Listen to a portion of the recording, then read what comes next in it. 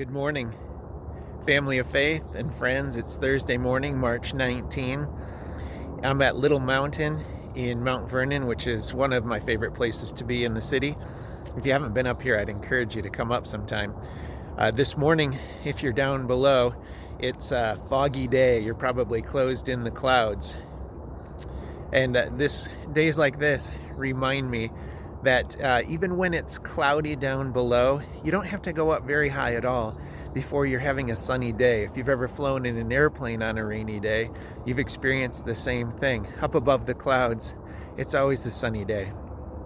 It reminds me of a passage that on the opening of Colossians 3, where Paul writes, "Since you have been raised with Christ, set your heart on things above, where Christ is seated at the right hand of the Father.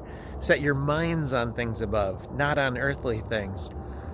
This week has been a crazy week. It's been the first kind of real shutdown. I hate to say that because we don't even know what's coming yet, but the real shutdown of the coronavirus.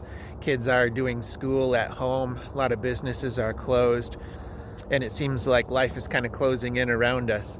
I love my family and I love to spend time with them, but right now we're about the only faces that we get to see live and up close.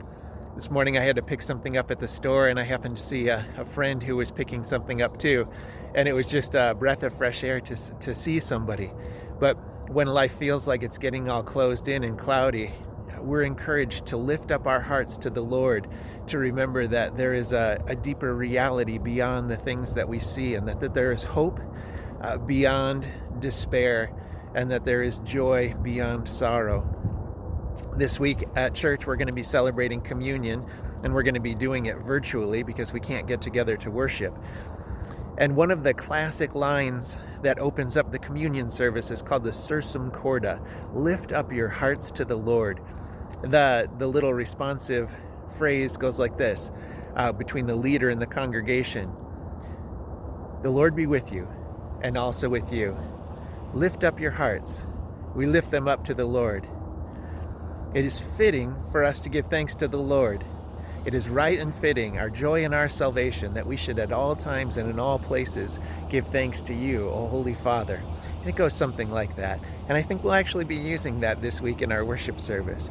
But I want to encourage you, if you're feeling right now that life is getting closed in on you, that your world is becoming quite small and fogged in, that there is a better and a deeper reality that's available to us, right? That we can experience in Christ. And so today I would encourage you to find ways to lift your hearts to the Lord in prayer, in worship, in the Word, and in all things. I'd also encourage you to reach out to a friend with a phone or a text, whatever it would take, to not feel so closed in. But I encourage you all, stay safe, be healthy, and stay connected. So long. Grace and peace to you all.